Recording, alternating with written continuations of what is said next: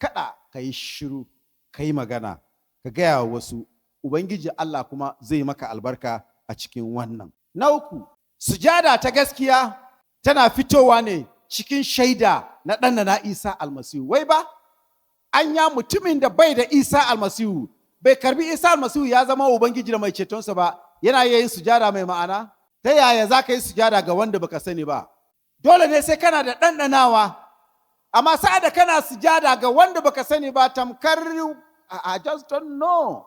Manzo Bulus ya ce sa'ad da yake zagaya aikin bisharan shi, ya je ya ga wasu sun kafa signboard na church nasu ko wurin sujadansu sun ce muna bauta ma Allahn da ba mu san shi ba. Sai ce musu to na zo ne domin in gabatar muku da wannan Allah da kuke niyya a gare shi, amma ba ku san shi ba, shi ne na zo muku jawabinsa. Sujadanka ba zai iya zamo da ƙarko da ma'ana ba idan ba kana da ɗanɗanawa na Isa almasihu ba. Wayannan makiyayan bayan suka gani suka ɗanɗana a aya ta 20 na Luka Sura 2 an ce sun tafi sun yi sujada, sun ɗaukaka Allah, sun girmama shi domin yanzu sun ɗanɗana shi, sun gan shi, sun gaskanta da shi.